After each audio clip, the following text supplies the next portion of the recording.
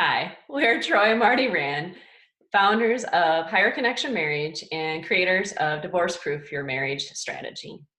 We serve disconnected couples to rebuild their intimacy and connection to create a passionate love affair and be marriage role models for generations to come. It wasn't easy getting here. I'll just put it that way. We both have been married before and got divorced. And just knew that wasn't the way a marriage should be. So I guess it all came down for me when, I'd been married probably 6 years. And my husband at the time and our 3-year-old were at the swimming pool at our apartment complex, and he had a big old hickey on his neck, and I didn't give it to him. But what do you do, right? You're in the middle of public and you have your 3-year-old daughter there. And by the way, I was 8 months pregnant at the time too, with our second child. So I didn't say anything. I didn't know what to say, didn't know how to say it, didn't know where we were going from there. But that wasn't new for me, really. The marriage I was in at that time was very lonely, very unhappy.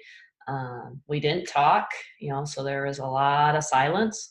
Anytime I tried to talk about an issue, we get in a fight, so I just didn't want to do that. So there just wasn't any connection, any communication, which then, of course, led to no intimacy and unhappiness. So it was a very hard thing to swallow, right? But during that time, I started to realize, is this what I want my daughter and my next child, because I didn't know if I was having a girl or boy at that time, to think a marriage was, right? Did I want them to look at a marriage of unhappiness and, disconnection and silence? So I started realizing, right, I had to take responsibility for the things that I could change, responsibility for my part in it. I mean, there's two people in a marriage, so it's not just the other party. Yes, he was doing things he shouldn't be doing in a marriage, but, I wasn't communicating. I wasn't, giving him sex. I wasn't, doing any of that stuff to help keep our intimacy and make him feel whatever I need to feel. But so we got out of that. I got out of that marriage, and just through the years that I wasn't married and wasn't with somebody and wasn't, with Troy, learn, to take responsibility and do the things I needed to do. To be committed to something, right? No matter what, makes a big difference. And that intimacy is important. And it's more than just sex, but that's a big part of it. There's multiple different ways we can show intimacy to each other. And then the fourth and probably most important thing was faith, right? I had grown up in a Catholic church and had grown apart from the Catholic church. We didn't go to church, with my first husband, didn't make it, I went with my kids, but not with him. So it was a disconnection there. But I really realized that had to be the center of my next marriage. And that's what I got with Troy. So it's amazing what happens when you have that faith in your marriage, you have that commitment in your marriage, no matter what, right? We even said before we got married, this is it.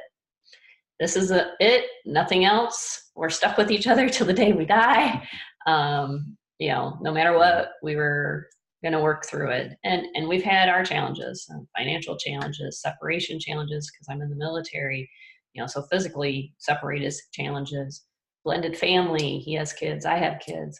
But with God at the center and our commitment to each other and to the intimacy in our relationship, we have this passionate love affair that just eludes us. Everybody comments oh, we can tell how much you guys are in love, and gosh, I wish I had that. Probably the best thing is our middle child. So she wants a marriage like ours, right? So what more can you ask for than your kids to want to emulate what you already have? So that's kind of how I went from my destructive prison type, marriage to this great, passionate love affair I have now with my husband. And, well, and I didn't cry. Usually I cry.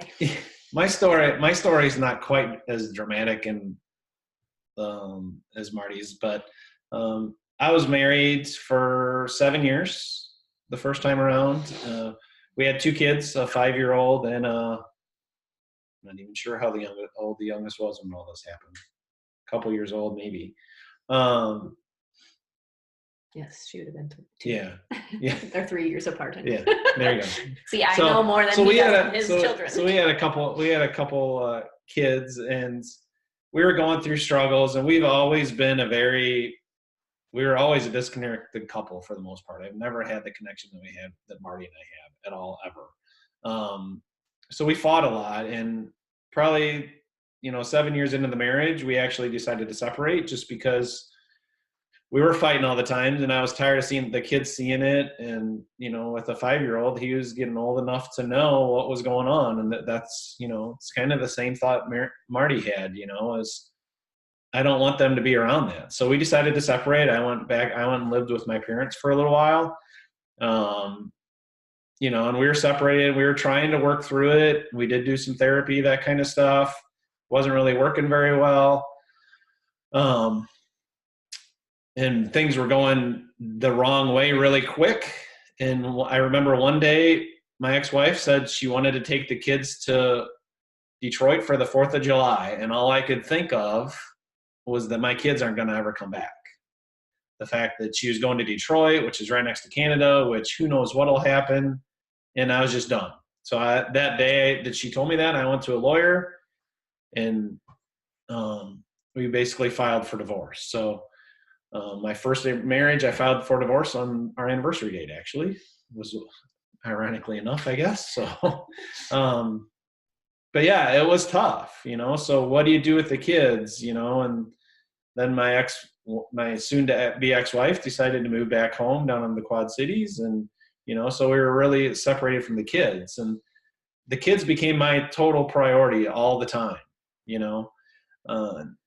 also, like Marddi, our faith had not been there. I mean, I took the kids to Sunday school. I took the kids, that was the only church that the kids got, was going to Sunday school. And I was raised going to church every Sunday in a very faithful family. So I had lost that connection to God, and our family had lost that connection to God. So it was really tough. So there was lots of things that happened. I was embarrassed, obviously, because I got divorced. First thing I really failed at as an adult. I graduated chiropractic school, went and worked for somebody else successfully for years. And, it was tough doing that. And at that point, I really focused on the kids, and I didn't have a lot of support. But as I found out going through that, is you really need the support around you, and you need to find friends and have them friends that can help lead you out of things. So it really wasn't until I connected our faith and the friends that I really could come out of the bad place that I was after the divorce. Then luckily enough, Marddi and I got back together, and we definitely have created a passionate love affair. And, 15 years down the road, and not a lot's changed. This is really the first time in our marriage where we haven't had struggles financially. We've done a lot of things to learn a lot of bad lessons. So we hopefully can impart that on other people and help to teach them so they don't have to go through all the things we went through financially, family-wise, all those types of things. And one of the things that we did really well is I had 2 older kids. I have the 2 oldest kids in the family. She has the next 2. Which he adopted. Which I adopted. So, and then So we have one. his. We have one together. So we have 5 kids, but we super effectively blended them all together. They were never step kids. They were never anything. They were always just kids, and they've never described each other as half sisters to anybody, right? It's, I have a brother, I have a sister, I have whatever, and that's one thing that I think we did really well, was to blend that family together.